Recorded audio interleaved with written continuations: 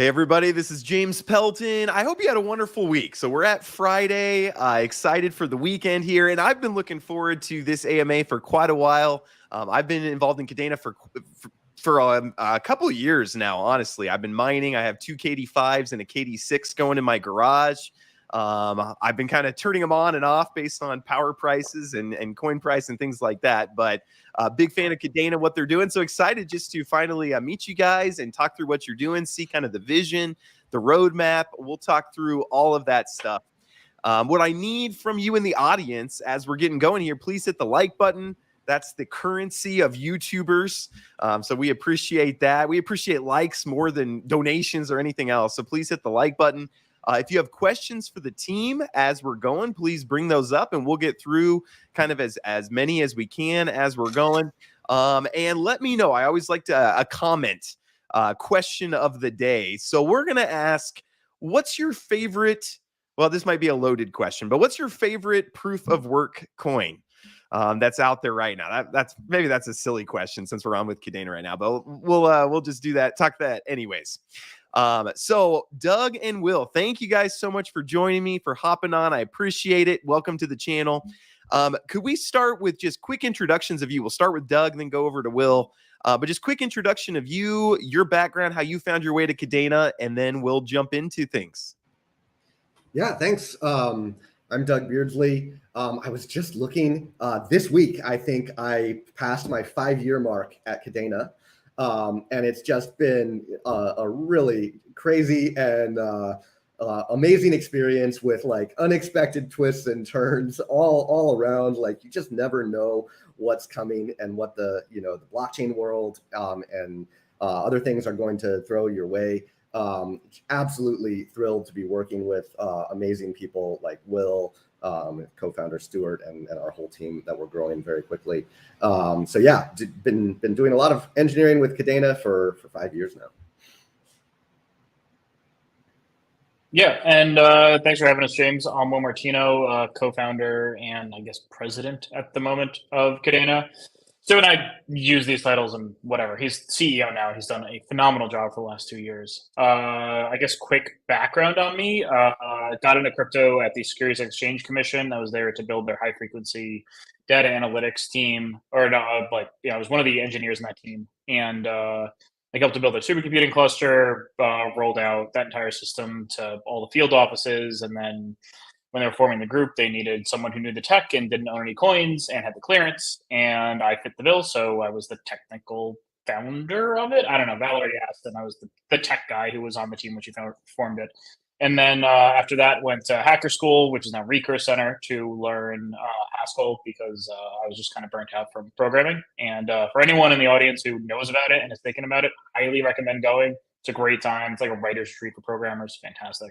Went to JP Morgan. That's where I met Stu. We founded their blockchain center for excellence, built their first blockchain called, this is basically JP Morgan version 0, but it was, this is this thing called Juno, and got in the paper for that. Was around this is back in 2016, 2015, when everyone was coming through JP Morgan trying to sell them on, this is how you're going to do industrial blockchain. And we just had a whole host of questions about what we thought a industrial blockchain would actually need. And then we got tired of building it for other people and left and founded. I don't even remember how many years ago. I think the company's founding anniversary is really close to this date. I think it's 7 or 8 years. I don't remember. And Doug's right. It's been a crazy experience going from an idea focused on enterprise to then having this kind of hybrid model of public and private, and then switching over completely to public, and just scaling up the team massively in the last couple of years, having done the launch a few years before that. And then getting Bitmain to come and build miners for us was just amazing. It was this was one of the goals when we were designing the system, was we want ASIC foundries to build these things for us because we believe in proof of work. And then it happened, and now we have this big spike in hash rate. Okay, no, I love that. I can tell that you guys are, I've run several startups myself, and you run into this. What was my title again at that point? I was kind of, half developer, half president, half, so totally get that. So love to hear that. Thanks for giving us a little bit of that story. So again, assuming that people, I know there's a lot of people from the Kadena community here who obviously know a lot about you guys, but I think a lot of my audience probably not very familiar other than just my mining videos that I've done. Do you kind of want to talk about elevator pitch of what you set out with Kadena to build? Sure. I yeah, mean, let's go Will for this one. yeah, no, it's fine. I mean, like what we set out to build when we started, because it's morphed several times, but I mean, at its core, it's still the same. And it's just this is the weird part of having like built a successful cryptocurrency and still like doing interviews. It's like, okay, we're telling the same story, and it's that when we are like we believe in blockchain, we believe in decentralization, we believe in security through proof of work. Like one of our core beliefs is that the problem with Bitcoin is just that it can't scale. Bitcoin can do a million transactions a second. There wouldn't be hundreds of thousands of different like coins and other stuff. There'd really just be a few, and we would have migrated very quickly onto something like Bitcoin. But it just couldn't scale horizontally. So to get real adoption and to make cryptocurrency by 2030 like real, and by real I mean like widely adopted in probably daily use, there are a few things that we needed. One of which was scalability. But a lot of the other ones actually came from our time at JP Morgan of just like going through and doing technical due diligence for, okay, if we were going to apply this inside of the bank, what would we need to see? And just very basic things that still are hard to address on a lot of platforms, like upgradable smart contracts or formal verification. Like more flexible security models, like capabilities. Like a lot of this core tech stuff, we knew we needed to get built up front. And that's like kind of the end of the elevator pitch, but like there is a chunk of context that I want to follow it on with, which is that one of the other beliefs is that blockchain technology is more like a supply chain than it is like Web 2. And when I say that, I mean you can't move fast and break things with blockchain because you can't go and change your APIs all the time. You can't try things and see if it doesn't work because people build on top of it. You get value captured in it. We've seen this in Ethereum with Solidity, where like Solidity has a bunch of known problems, but how do you actually upgrade Solidity to be safer and more usable by the masses when you have billions of dollars locked up in the old version? Because if you make a new version of it and people have tried, well, it needs to be completely compatible with the old version, but then that constrains how you can design the new version to work, and thus all of that legacy stuff gets stuck onto it. So we knew we needed to spend a lot of time upfront actually thinking about, okay, in 2030, this thing is real. What are the features that we know it needs to have to be able to actually make that a reality? And then we set out to build that from the beginning. Okay, no, I love that. And you kind of touched on this already, but just want to maybe dig into it a little bit further. But yeah, what niche are you kind of looking to fill with this chain? A lot of times people ask, there's so many people building so many different blockchains, and a lot of times people ask, why do we need another blockchain? So what's kind of the niche that you're trying to fill with Kadena? I mean, depends who you ask in the company. I've always been a big believer that if people come for Chainweb and they stay for Pact. Like Chainweb is a way to horizontally scale proof of work. And when I say horizontally scale, I mean in much more the Web 2 sense, where like you can throw servers at it, and in this case, you can add more chains, and thus you can add more throughput, keep your security the same, actually make your energy use more efficient. And there's no limit to how far you can scale that up. There's of course like some insane limit because we run out of like global bandwidth or something, but like that's the constraining factor is like how big the fiber cables are in the ocean. Like if we're actually talking about, okay, at the end of the day, like what will stop it from being a 10 billion chain network? It's that, like from a theoretical point of view. So I'm always a believer that like if you actually have something that can scale up as you get adoption, and this is what's been holding crypto back, like that's kind of like I would almost say the niche of like something you can build on that can actually grow as the community expands and needs more throughput. That you don't have to go to layer 2 or layer 3 or layer 4 as people are talking about now. You don't have to go to all these side chains or a bunch of more centralized things just to actually use the system. It's aimed at the niche of we want a public, scalable, decentralized, secure network. And it's kind of just like the core of crypto is the niche. There's other stuff too when it gets in the Pact. And Doug, why don't you give your version of this? Because it's always different. I was just about to. I would say, what's the niche of Bitcoin and Ethereum? Bitcoin is like a global currency that is quicker and faster and more efficient than anything else that came before it. And Ethereum makes that same kind of idea computable and allows you to start doing more logic. And we've seen DeFi and all kinds of things that no one could predict. Like no one saw CryptoKitties coming, right? And so I don't think that we should be expected to see what the next big thing is coming on Kadena. Now, a lot of the things that have been built on Ethereum will be built on Kadena because there's good stuff there. But I think the sky's the limit. And when you're building really foundational infrastructure, like what's the niche of computers, right? You can't predict. And we're building something really general that is better and is a technological advance on the financial infrastructure that came before. And so I think that's why I'm interested in, and that's why I enjoy Kadena so much, is like, who knows how people are going to use this stuff that we're building. Yeah, I love that answer. It's you bigger than just one particular niche. So I love that. It's a really cool technology. You mentioned Pact, and I've had actually a bunch of people in the comments have been talking about Pact. Does somebody, whichever of you feels more qualified, do you want to talk about what is Pact? Again, that's something I think probably a lot of people are not familiar with. They've never heard that before. Sure. You want to take it, Doug? No, go ahead. All right, sure. I think that Doug and I probably both can answer this. So, touch of background so Stuart Popejoy, my co-founder, is the one who masterminded Pact. And a touch of background on him: before we met, he was at JP Morgan building some equity algo trading system at JP Morgan. And it was the kind of thing where like you'd have a sales trader on a desk, call up a client, or the client would call them and say, hey, I want my portfolio to execute an algorithm that looks like that when A, B, and C happen, then X, Y, and Z happen, type of deal.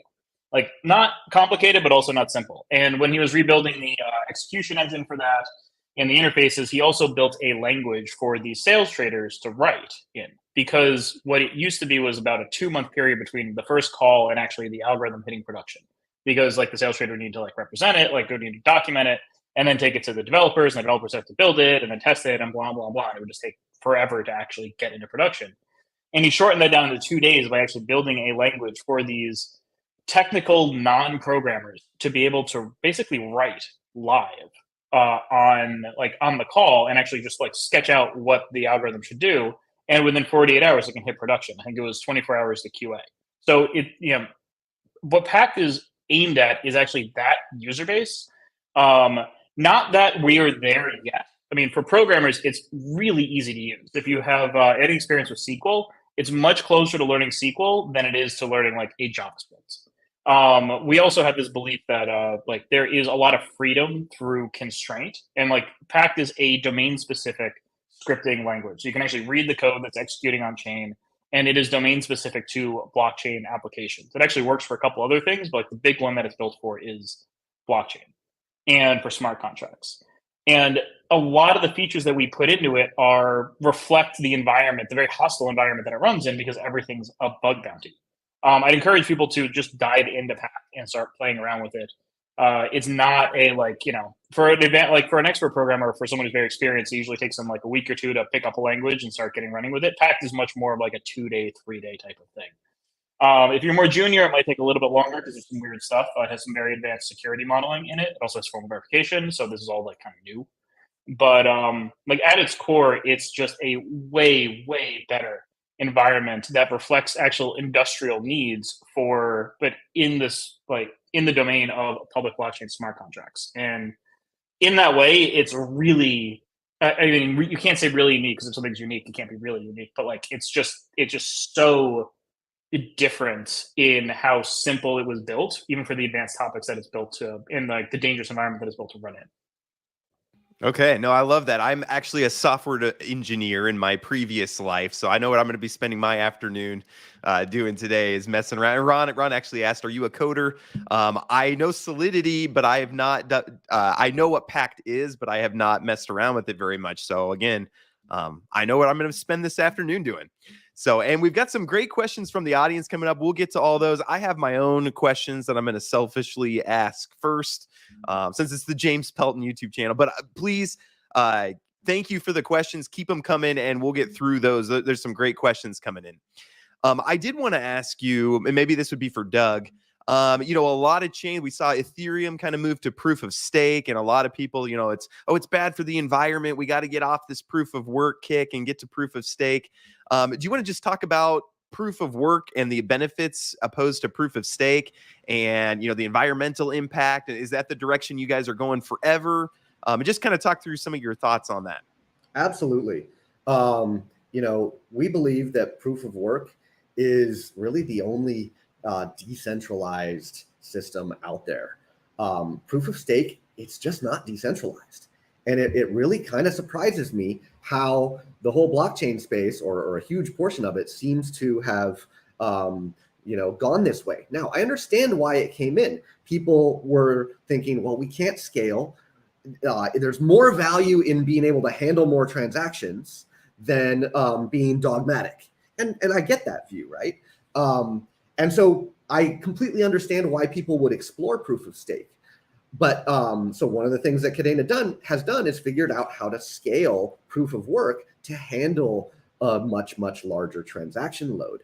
And so if I hadn't have been, had the privilege of working with these guys, and Will was the person who came up with the idea for scaling proof of work, if I wasn't here and I didn't have that idea, I very well might be investigating proof of stake. I think it's a perfectly reasonable thing to do. But we do have a gem like Will who was able to wrap his mind around a really innovative solution, combining some obscure branches of math that just it's just for someone who enjoys math, it's really, really cool the way it all comes together. And now we can scale proof of work. And so now I think that the big original impetus for the community exploring proof of stake, I think Kadena makes that not as significant because we are able to scale proof of work. And then we have to take a look, like what is proof of stake actually? Well, the original stakeholders in the system, if they don't want to sell their stake, nothing can force them. That kind of sounds like traditional banks to me. I like the fact that proof of work, anyone can come and start doing these computations that contribute to the network. And Kadena cannot prevent you. There's nothing, it is an open system. We cannot stop anyone in the world from coming and mining KDA. It just can't be done. And so I think that unstoppableness is a much more important aspect of decentralization than some of the other things that people mean when they use the word decentralization sometimes. And so that's kind of like my take on proof of work versus proof of stake. I understand the reasons why people investigated it, and I think that we have a better way. What do you say to people who are concerned about the environmental aspect? That's the knock that Bitcoin gets a lot. What do you say to people when they bring that up and say, "Oh, you're so bad for the environment, all this electricity you're using"?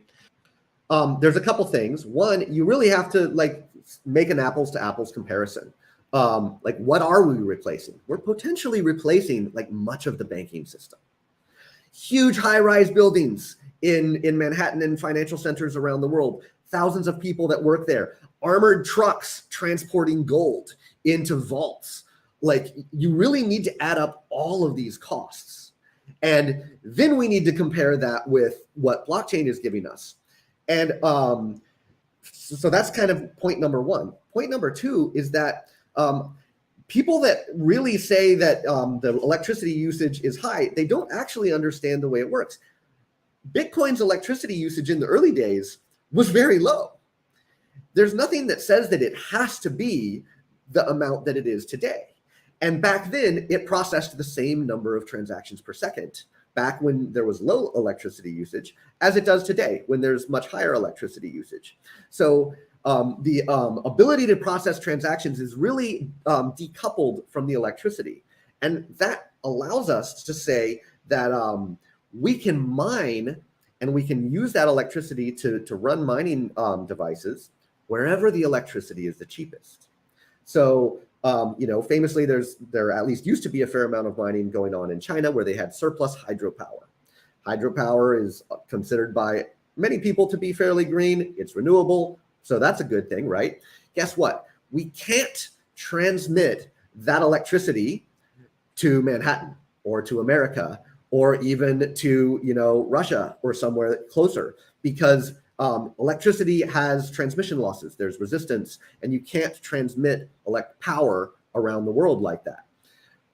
But guess what?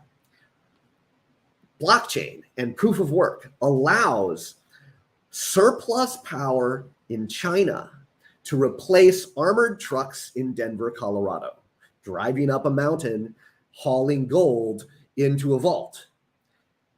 That's kind of crazy when you think about it. So proof of work actually allows us to have more efficient financial infrastructure because we're not having to pipe the electricity over to Colorado. We can pipe the proof of work over to Colorado, and that can be transmitted around the internet with no loss. And so I actually think that the people who really care about the environment and who really care about the financial infrastructure and understand blockchains and how they work, I actually think that the conclusion that you have to make is that proof of work and blockchains are more efficient. And we don't have to use any particular amount of electricity to get the value out of them that they're giving us. I love that answer. I think people often forget that that it's if all the blockchain was doing was adding on to existing infrastructure, then yeah, it would be using more electricity than before. But again, blockchain is looking to replace DeFi in particular is looking to replace some of that huge infrastructure that's there already, and it's going to be way more efficient than, like you said, the banks and the financial systems. So I think that's a great answer there. So thank you. Let's talk a little bit about mining because, again, I have two KD5s and a KD6.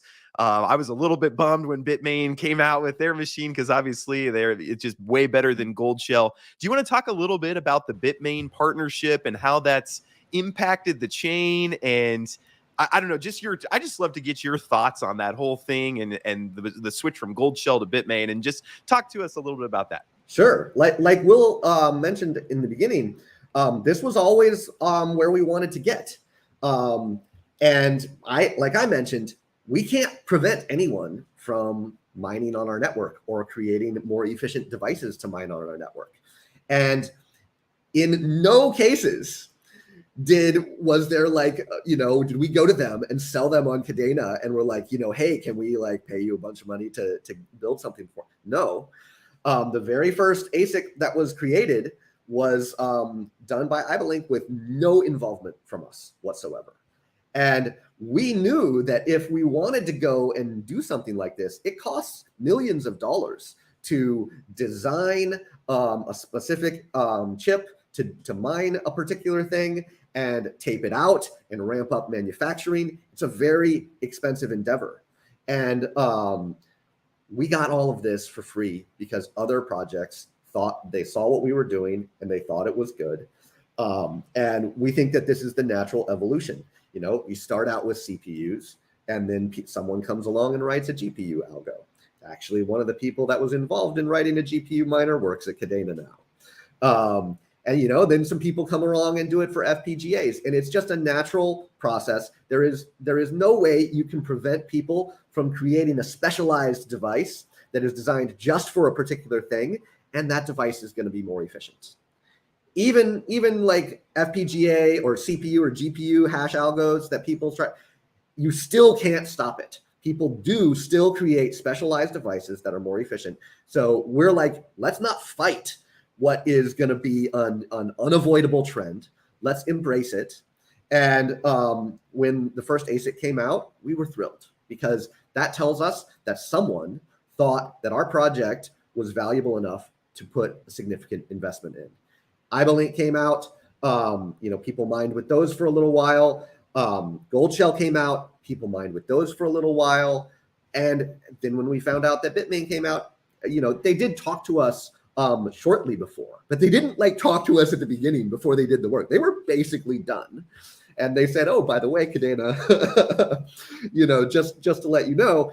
And we were thrilled because that means that a really serious organization looked at us. They do not look at their list of how many cryptocurrencies they have miners for. It's not a long list. And now we're on it. And, okay, yeah, the hash rate went up and some of the older machines became less and less profitable. But guess what? At no point did Bitmain control the network. And even if they did, it's not about the devices, it's about the electricity that you're having to use to power those devices. And anyone who has tried to set up and run more than 2 or so ASIC miners is going to be able to tell you, you can't just go do that. There's serious infrastructure and serious money that you have to be putting in to run these things. And so we are thrilled to have all of these different manufacturers. And this exactly proves the point of proof of work being an open and decentralized system. And we think it is just a very natural process. Okay. No, I love that. Yeah, you've made it when Bitmain, like you said, Bitmain's not going to invest. It's a lot of money to develop an ASIC miner for a particular chain, for a particular algorithm. And so they're not going to do that, invest the millions of dollars to do that unless they believe in the future of Kadena. And I learned a valuable lesson through this. It's don't buy non-Bitmain machines because you just don't know when Bitmain's going to come in and swoop in. The previous machines were profitable for a period. And all of this stuff, you should be informed. You should understand the shape of the ecosystem and the risks that you're taking. And yeah, but you're right. Awesome. Bitmain has the infrastructure. Yeah, they're good at what they do for sure. Can you talk to us a little about, this is probably for Doug as well. Can you talk to us a little bit about NoPool? I'm not very familiar with it, but we had some people asking about it. Do you want to talk about NoPool? So I'm actually not up on all of the individual projects, and we more and more people are building on Kadena. There's just no way for me to keep tabs of everything. But I will use this as a chance to plug one other cool thing, which is our blockchain is a multi-chain blockchain. If one highway is clogged, we have multiple highways that you can take to accomplish the things you're trying to accomplish. And because of that, Bitcoin creates one block every 10 minutes, and all the miners in the world are competing for that one block and the rewards that get paid out for the miner of that one block. Kadena, because we have 20 chains and our block time is 30 seconds, we mine 400 blocks every 10 minutes. And so the mining rewards can be split amongst 400 different, they could each be a separate individual if it works out that way. And that means that you can still mine solo with a KA3 today. And that is not the case for a lot of other blockchains. And the reason is because we are generating more blocks and there's more smaller granularity that it gets divided amongst the people participating. So eventually it'll probably become dominated by pools sometime a ways down the line. But we're going to be viable to mine at home 400 times longer than Bitcoin. And I think that, or to a 400 times greater hash rate or something like that. And I think that improves decentralization as well, because people complain about, the big pools, they have a lot of the hash power, and there is some truth to those kinds of concerns. It hasn't been a problem for Bitcoin, and we don't think it'll be a problem for us either. But we do have a much better story there as well, because it is still viable to mine solo today, and so just the name NoPool kind of takes me in those directions of thought. Okay. Also, it becomes actually more viable as the network scales up. As we get more and more chains, we get more and more blocks in that same time period. So even if the hash rate keeps increasing, we're still looking at it being possible for you to just run a solo miner at home that doesn't actually run out of a large mining pool, and to be able to make kind of the same amount of money. And that's a huge difference. We're mining, we have 20 chains today. If we expand to say 100 chains, that's 5 times as many chains. And that means that we're not generating 400 blocks every 10 minutes. We're generating 400 times 5, so 2,000 blocks every 10 minutes. So we will continue helping out the solo miners as long as we keep scaling. It's a great point that Will made. Awesome. And audience, you guys are asking great questions. Again, I've just got a couple more I'm going to get through. Then we'll get through as many of yours as we can. Again, I'm going to give 100 KDA to one question asker. Again, I have my KD5 and my KD6 running, so I have quite a bag of KDA sitting around. So we'll give some to some of the question askers. I wanted to know what you guys think. Maybe this is for Will.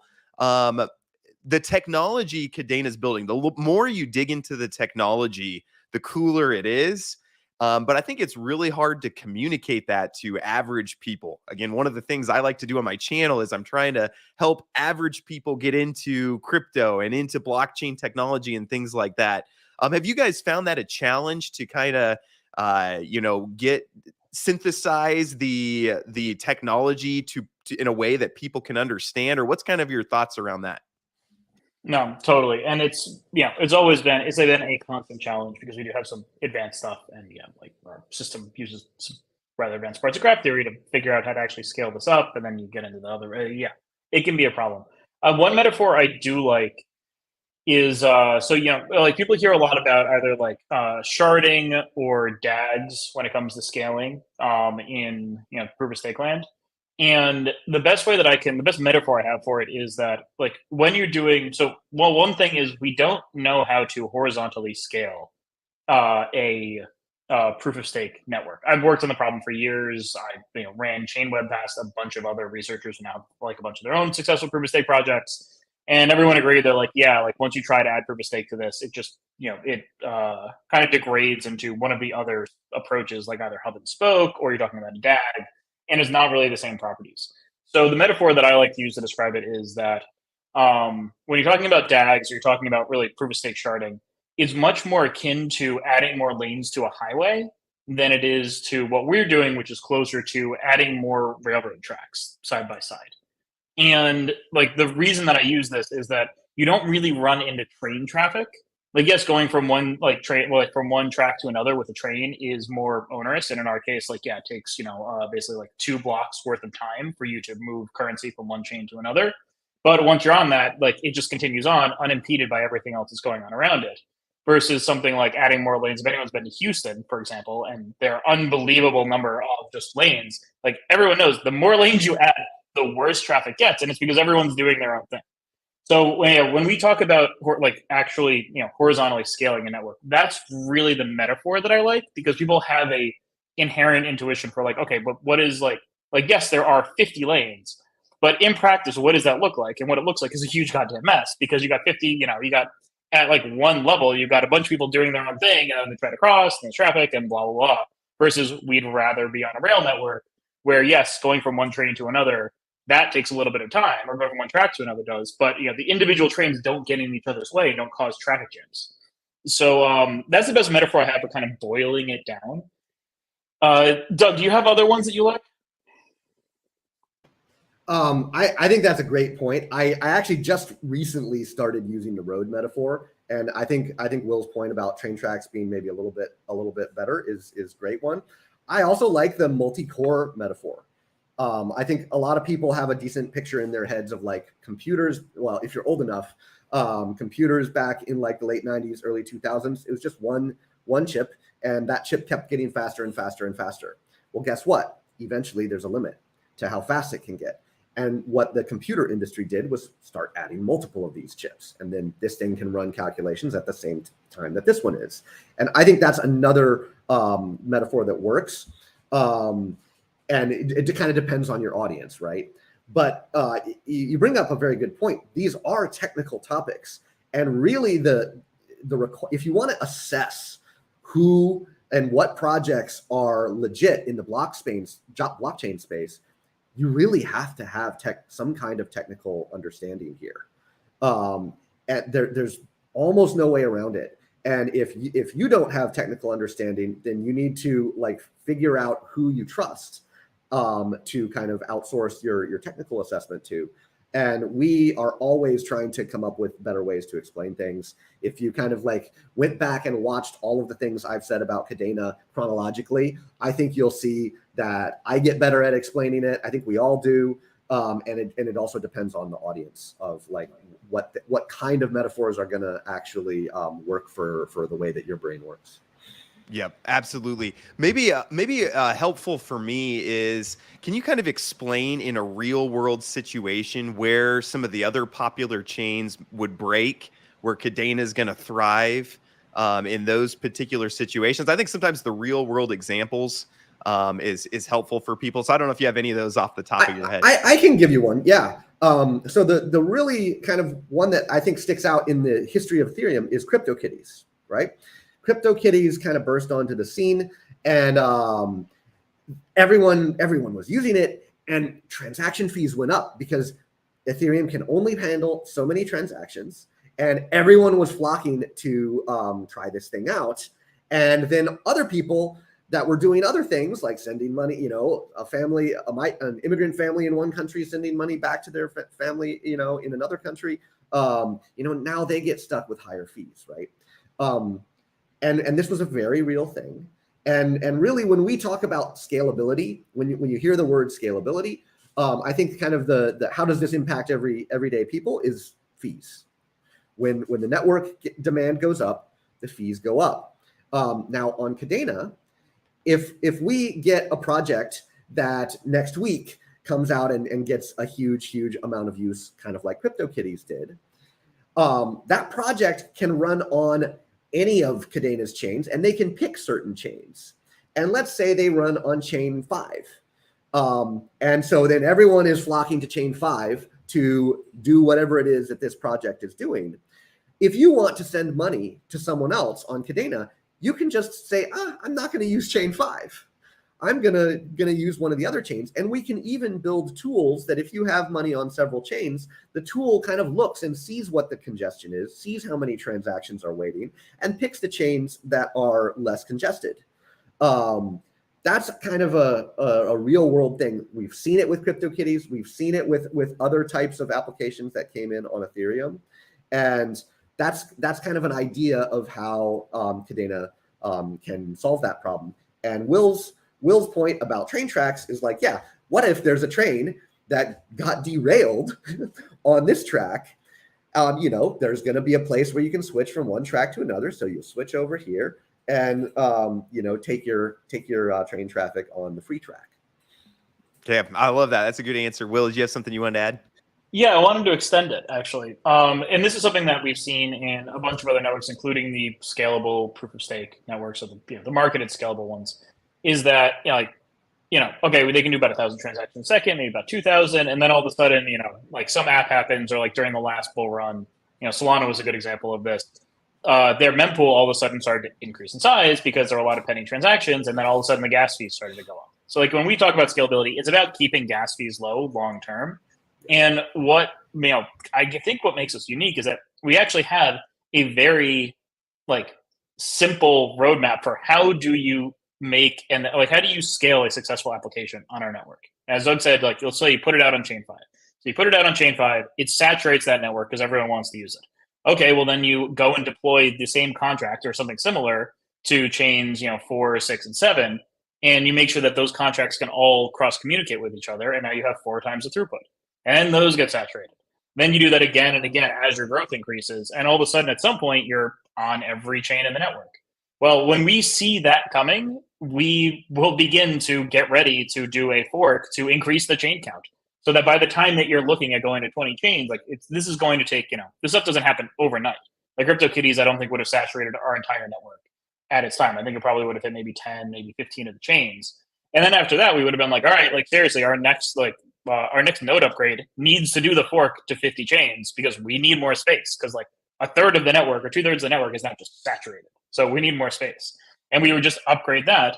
And this also gets back to the, the green issue, which is that people are pissed off about the waste. It's like Bitcoin is wasteful because it can only do X number of transactions a second for this ridiculous amount of energy that it uses. But with us, but as Doug was pointing out, the amount of energy it used before in its early days and now, you get the same transaction throughput.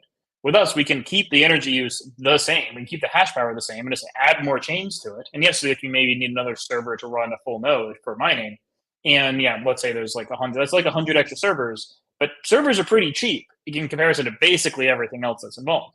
And then, as that application that has forced us to scale up gets more popular, then other people will start to build other things. And when those get popular, then we can go to 100 chains and then do 1,000 chains, or probably 500 chains after that, and then do 1,000, then to 10,000. And at some point, there's a point at which people will probably start doing layer 2 stuff just because it's going to have a lower confirmation time. And then, but I suspect that if you had a global network, a global cryptocurrency network that could actually hit, 200 to 500,000 transactions a second. But that's about what the need is for a like layer one settlement type system. And then you'd have layer two stuff on top of that that is doing the stuff that is, like a low confirmation time that is more like the second or sub-second.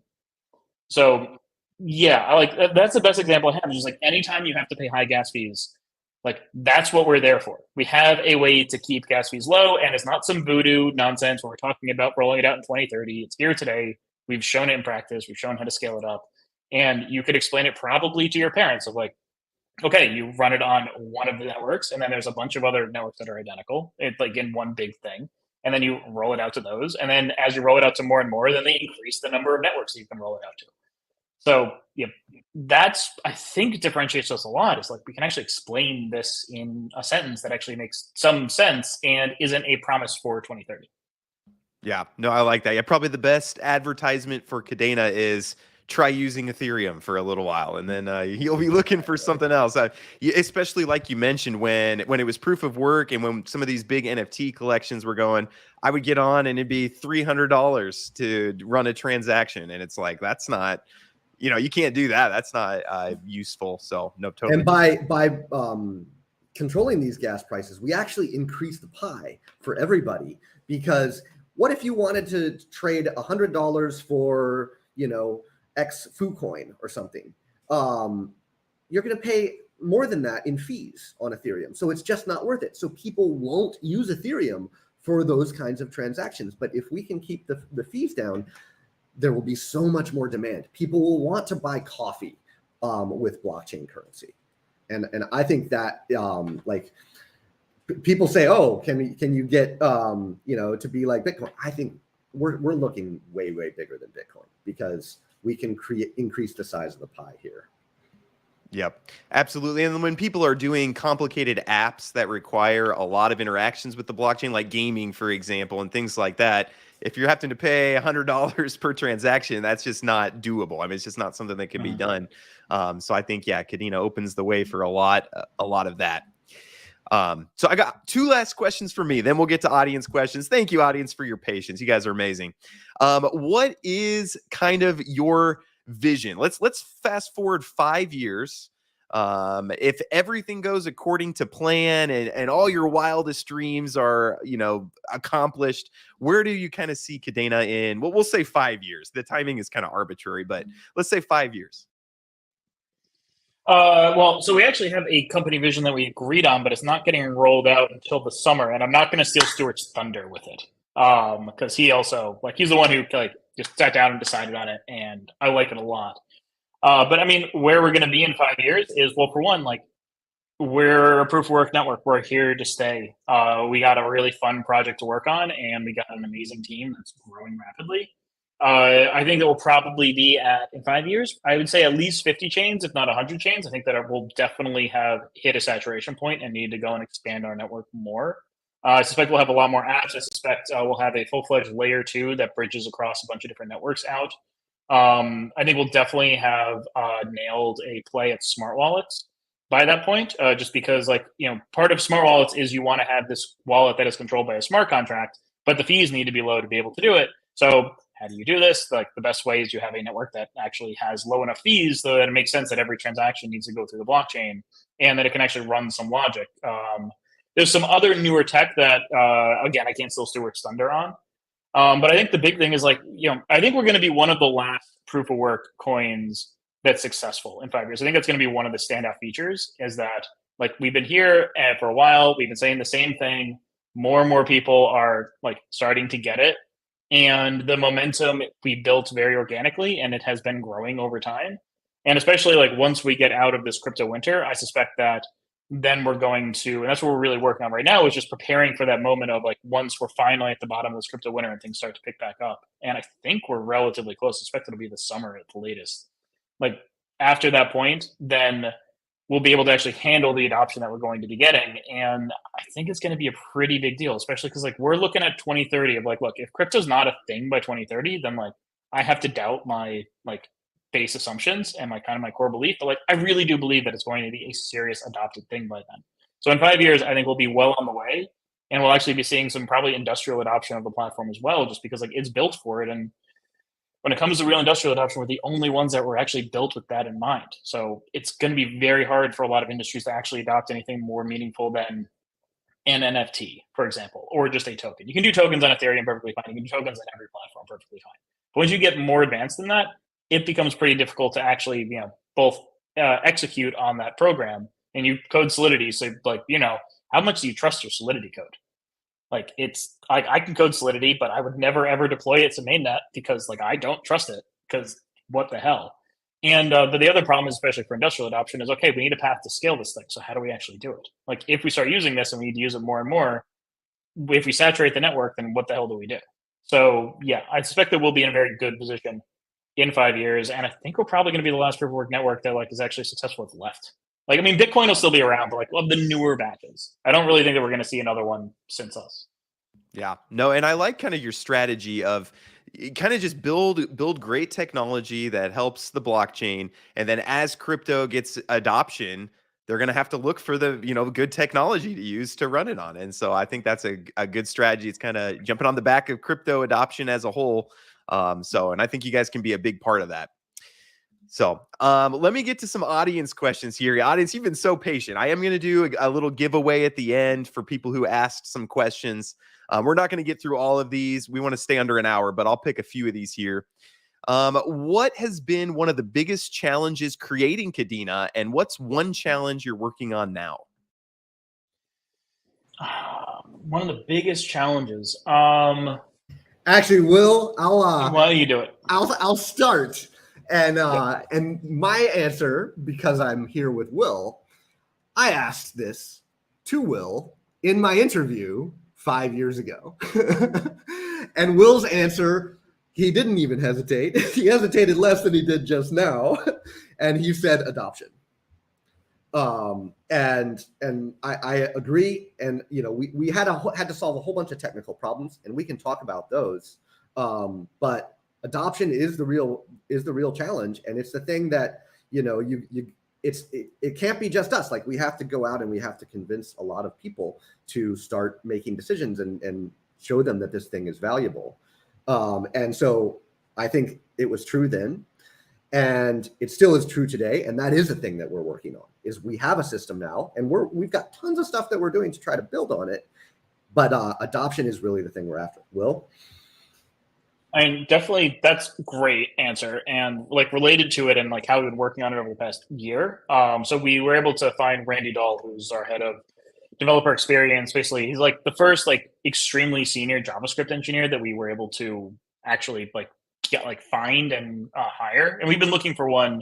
We've been looking for someone who like fits the mold that Randy is, for a long time, like 3 years. I was looking for someone like this.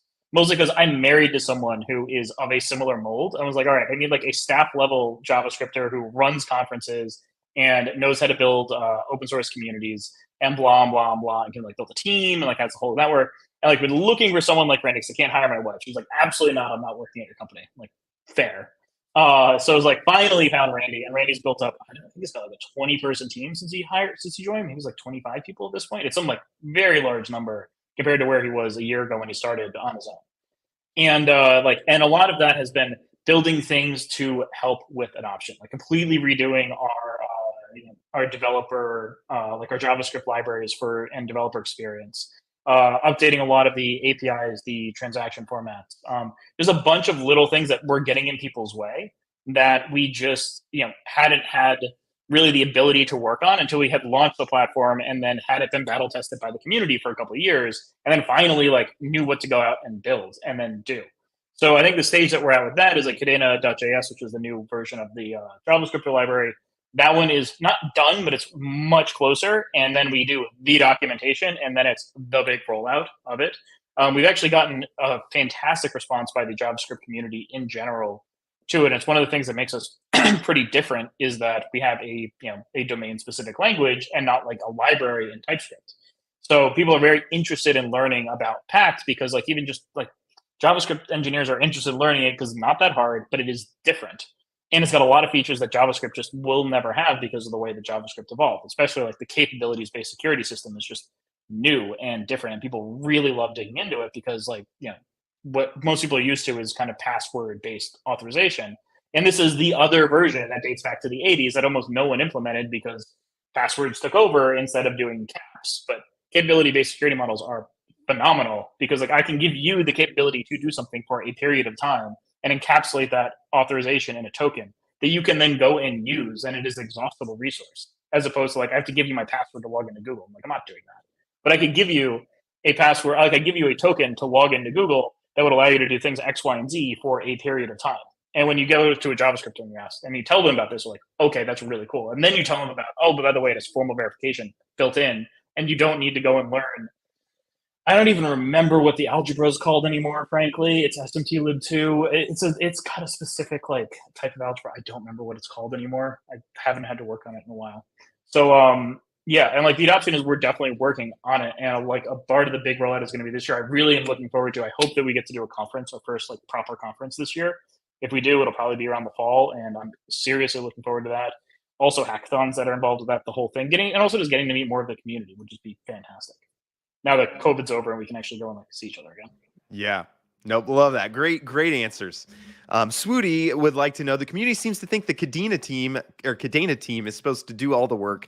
Not the case in decentralized environment. What's the one thing Will and Doug would like to see built by the community more than anything else?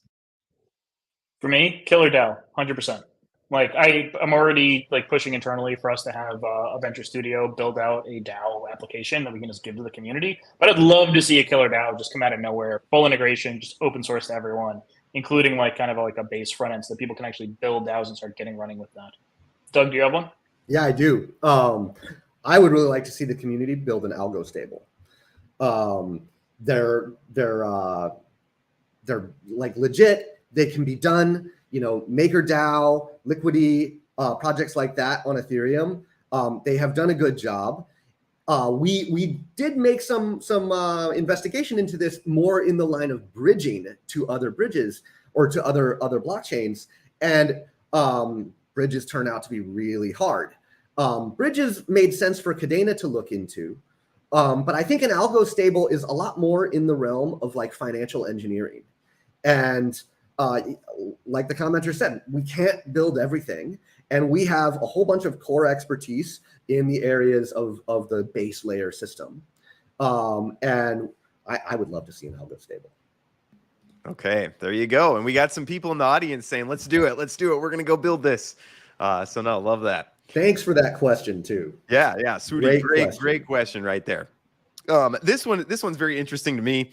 Do you want to talk at all about Turing incomplete and just how that works? I know we could probably do a whole video just on that, but do you want to kind of just give a brief overview and talk maybe about the limitations that it has? Doug, you want me to take it? Yeah, go ahead. I mean, so people sell stuff on it being Turing complete, and it's just frankly like blockchains can only do certain things. You can't really build a search engine that's running the search algorithm on a blockchain. It doesn't make any sense. Like there are certain general purpose things, like large language models. You couldn't execute ChatGPT on chain. It just like it's not compatible with the environment, and it never ever will be, just because of the way that the transactions and the execution needs to get replicated. So really, like the things that you would need a complete language for, you literally can't do. And it's not like, oh, you're just not imagining it. It's like, no, you literally can't do it. You also can't make a blockchain fly. It's just not compatible with the concept of like what it's built for and what it does. Turing incomplete gives a huge amount of advantages. The main one being we can formally verify contracts. And that's a big deal. When you have something that is Turing complete, it is much, much harder to do. But when you limit your scope to something that's incomplete, then you have the ability to actually decompose this into math directly and then go and formally verify that you can't double spend, and like there's an security vulnerability in your contracts and a whole host of other things. And I think the last point is that blockchains have gas. So they are fundamentally Turing incomplete because it can't run on an infinite tape, because that's, I think, the definition. It can't run infinitely because they have gas, and you can't give infinite gas. It is a finite number. So, we are as Turing complete as anything else from the practical point of view, but we're Turing incomplete because we can formally verify it. Also, it makes your contracts way safer. When you don't have to think about loops and like arbitrary behavior happening, it is much easier for you to be able to code in, and it actually makes it approachable for a technical non-programmer. I talked about all the way back when I talked about Stuart's days at JP Morgan and why he designed the language the way he did. We've had lawyers look at contracts and be like, I can actually understand this. Like, I couldn't write it, but I can like understand what you're doing. This is a complex financial instrument that you've described in this code that I've never seen before. And with a Turing complete language, generally speaking, that just doesn't happen. You need a technical background. Okay. Nope. Good answer. One more little interjection. I saw someone ask about what Turing means in to a 5-year-old. Turing complete means that you can compute all the things that are possible to compute. And Pact specifically limits you and doesn't let you compute all of the things. And if you wonder why that might be useful, someone I worked with years ago has a great YouTube video called Constraints Liberate and Liberties Constrain. And the idea is that if you can do more things, we can actually prove fewer things about like what your code does. And in the financial realm, you kind of want to be able to have confidence about, does this code do what I think it does? And so that becomes really important. And actually reducing the power of the language allows you to be more confident and to say more things about what your code does and doesn't do. Yes. Okay. Nope. Great explanation. Again, we could do a whole video. Maybe I'll do a video on the Turing complete versus Turing incomplete. Deep computer science here. Yeah, it is. And I don't always know how interested people are in some of this stuff, but as a, software developer, it's like, it's my, my blood. So no, I really like it. We have time for just a couple more questions. And again, sorry if I don't get to all of them, but we'll pick out a couple here that I think are really good. This is a good kind of in general one. The question is, how is Kadena making it attractive to build on Kadena instead of another chain? I would maybe like change the question a little bit to be like, if you're talking to a potential project founder, like maybe we have in the audience right now, what would you kind of say to draw people to Kadena instead of, Ethereum or Solana or something else like that? I think one of the things I'd say is just ease of development. It's easier to get programmers like leveled up in Pact than it is for someone who needs to go and like learn Rust to be able to do Solana, or God forbid you're doing Solidity. Solidity developers are expensive for a reason, because it is a huge pain in the ass and insanely dangerous to code in. But another one is this, like the narrative that I gave before of, okay, how do you actually scale this application if it's successful? You can look at applications on Ethereum that are still successful that have migrated off of it, like DYDX. They started as an on-chain, option trading platform, moved to a zero knowledge, and then they saturated the network. The fees were too high for the business model to work. Then they moved to a zero knowledge thing. Same thing happened. Also, it's decentralized. Now they're moving to Cosmos. They moved to Cosmos, and they've run out of scaling on that platform. So if you look at, if your thing is going to be successful, how do I actually grow it? There aren't a lot of answers. It's just that when you drop into a lot of the community discourse, they're like, oh, it's fine, it scales, blah, blah, blah. It's like, no, but actually, like, okay, but as an engineer, like, how would I do it? Now, I can tell you, it's like, you deploy to one chain, you get adoption, you then multi-thread, so you multi-chain your application. You continue doing that. If you manage to saturate like 2/3 of our network, we're going to expand the network because you're having this breakaway success. And you really don't have that story anywhere else. But but a lot of people who are building like there's a lot of projects that aren't really meant to scale. They're meant to make money or express an idea. And for those, it's very hard to compete on it with and I don't frankly know if we really want to, because like they're not really doing anything besides like basically preparing for a rug pull sometimes, which isn't that great.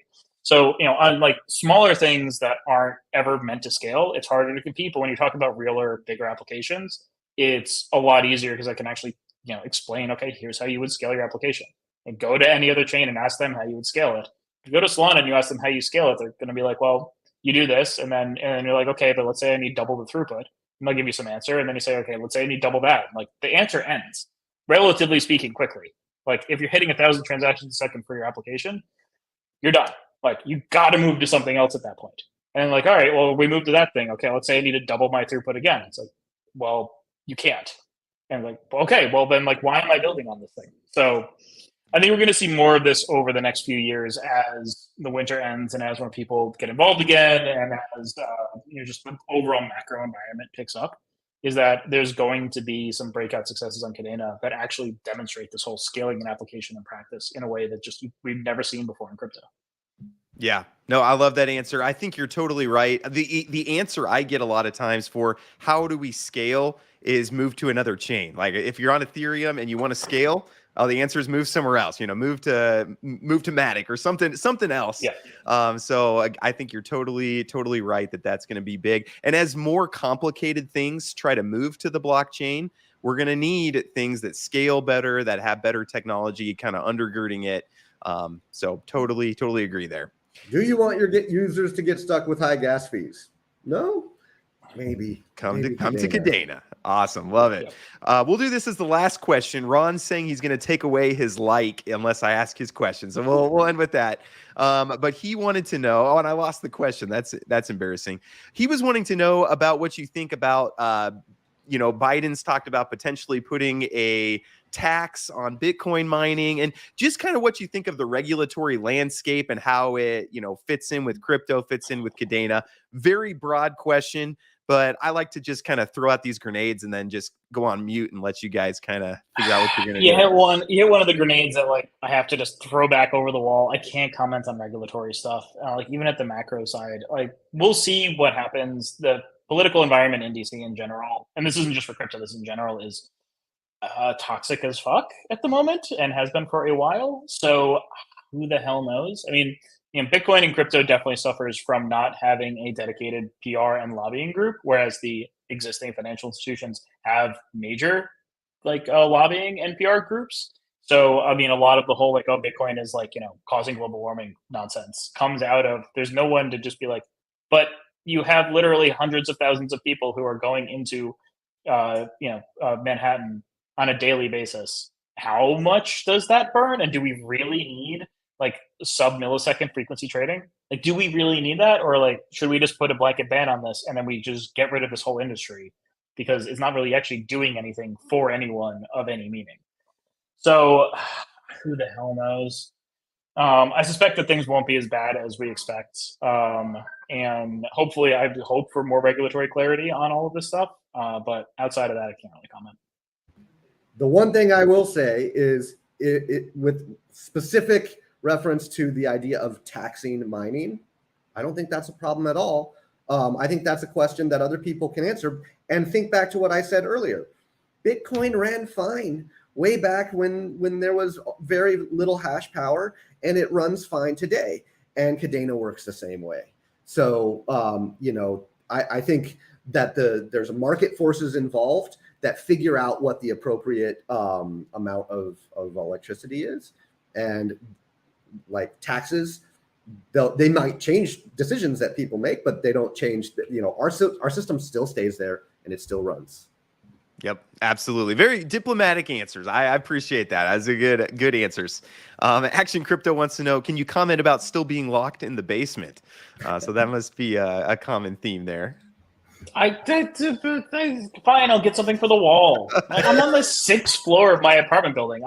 You guys don't get to see the view because I like the view. So why would I have the view in the background? Yeah, that's totally fair. I get it. All right, let's go ahead and do this giveaway, and then we'll let you off the air here. So we got 19 people ask questions. Thank you guys so much. Winner gets 100 KDA. You'll have to just Discord me your wallet address, and I'll get that sent over. I'll put in the comments. Funny Turo. Hey, he's a member of my community, faithful member. Congratulations, man. Shoot me you already know my DM info, but shoot me a DM and we'll get you taken care of. So thank you everybody for your great questions. We have a bunch we didn't get to. We might have to have you guys back on here in a couple months to just go through things again. But great. I want to end here by first off thanking the audience. The only reason I'm able to do anything I do is because of the audience. So I appreciate you guys. There's no way Kadena would be open to come and talking with me if it was just me and them. I mean, the audience is what gives me some kind of sway. So appreciate you guys. Thank you for following. Please hit like on your way out.